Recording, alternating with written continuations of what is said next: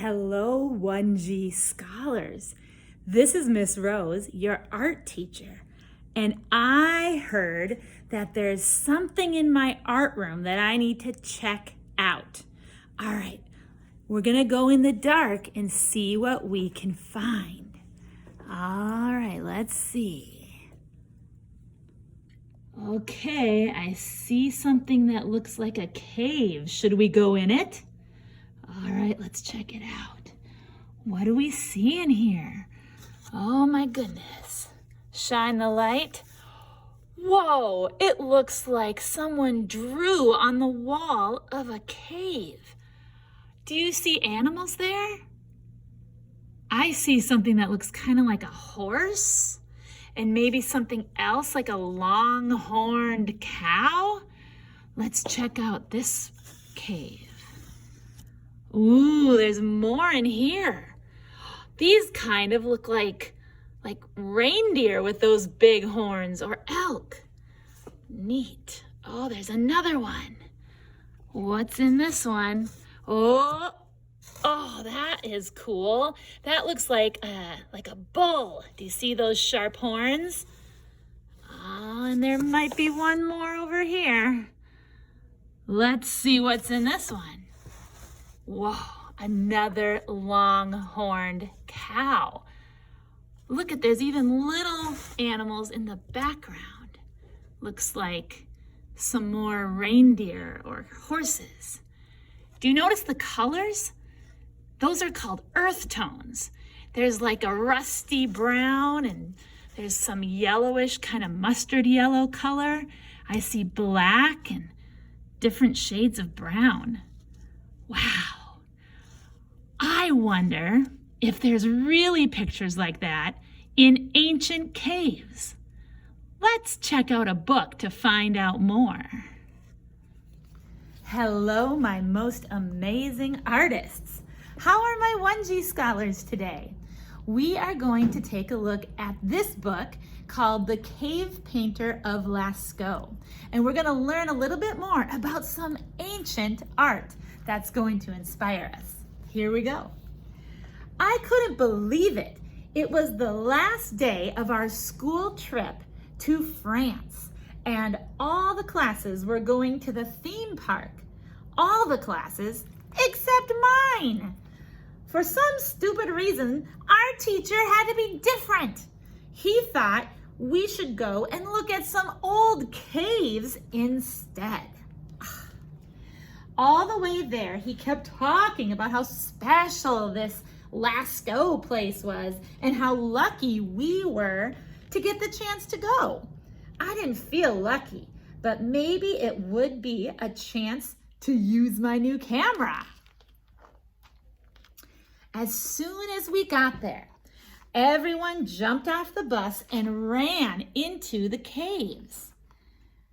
Anna, come on, someone shouted, but I was lost. The class were all waving their flashlights around and pointing at the walls and shouting. What were they looking at? It was dark. It was so dark that I couldn't even see the end of my nose. What do you see on the cave walls? Yeah, artwork. I could hear Mr. Roberts going on about the people who lived there 17,000 years ago and about the wonderful paintings they did on the cave walls. I still couldn't see a thing. I wished someone had told me to bring a flashlight, but as my eyes got used to the dark, I did see something. Footprints, bare footprints. I decided to follow them. Suddenly, everything was lit up. The flash on my camera had gone off on its own.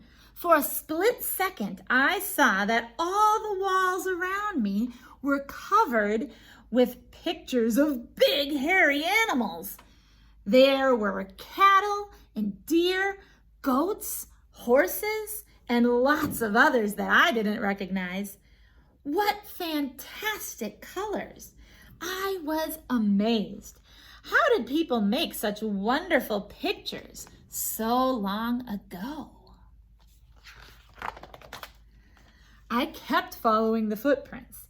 Whoever made them must have had huge feet. Worse than Dad's. It was really dark now, and the passage was getting very narrow. I started to worry that I might be lost.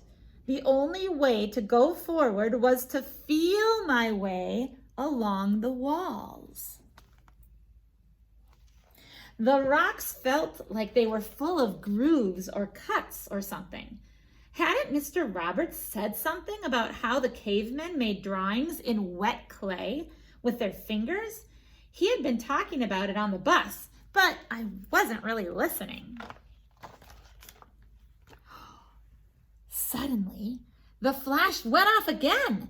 Now I could see more drawings, herds of wonderful animals running across the walls. And I caught a glimpse of something else, too. Something moved behind the rocks. What is that? Something grabbed my camera. It was a caveman. Help! I screamed. Get off! Sorry, said the caveman. I didn't mean to frighten you.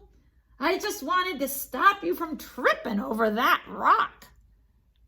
Oh.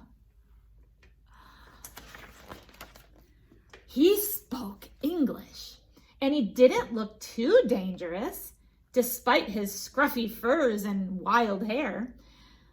My name's Michael, he went on. I'm the guard here. I'm Anna, I said. I thought you were a real caveman. Michael laughed. No, he said, I just dress up like this for the tourists.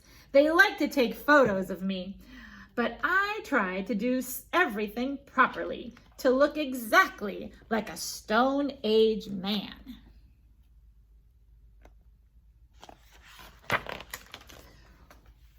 Well, you haven't done a very good job, boomed a loud voice. Doesn't anyone in your clan know how to sew? Standing at the cave entrance was a tall man wearing a suit made of animal skins. I thought he must be another guard, but Michael didn't seem to know him. In fact, he looked terrified. The man looked at me, and I hope you're not listening to this dressed-up caveman, he went on. His ideas about the Stone Age are a bit mixed up.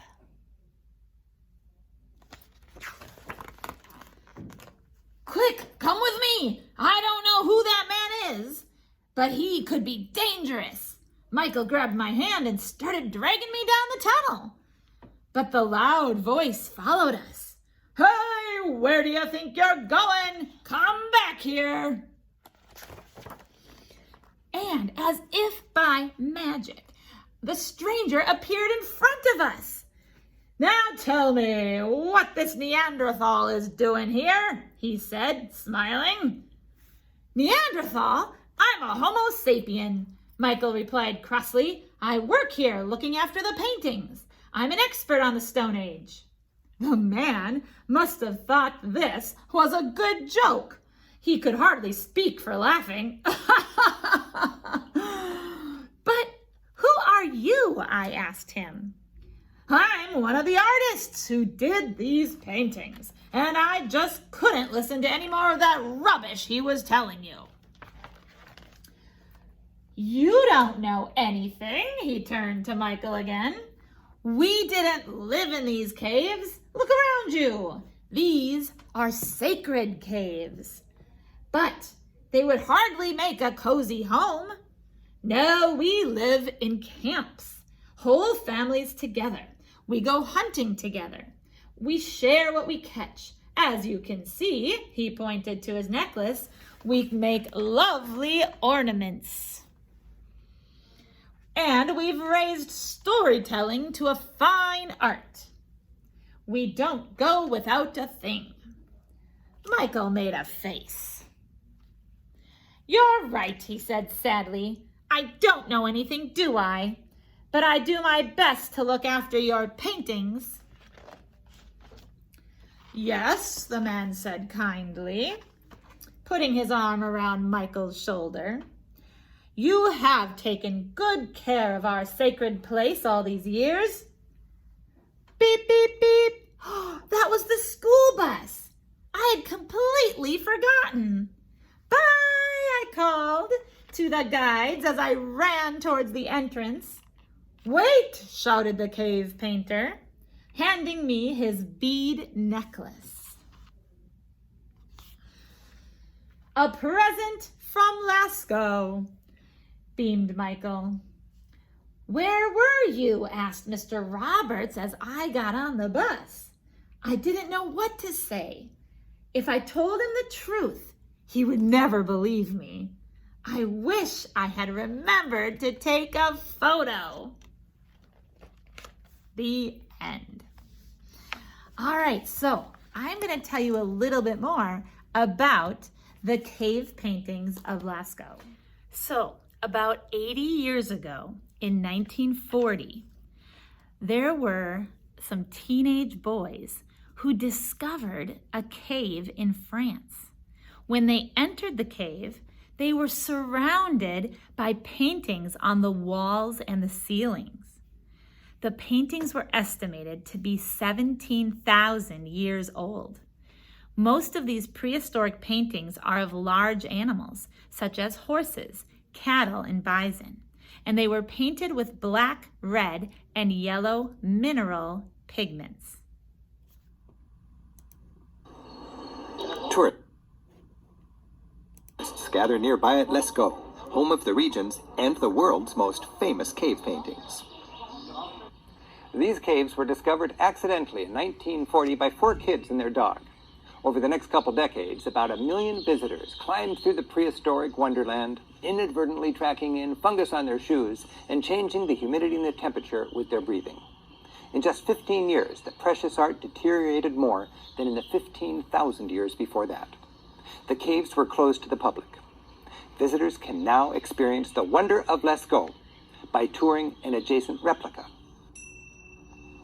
When their time comes, visitors are called to meet their guide for a look at the precisely copied cave called Lascaux 2.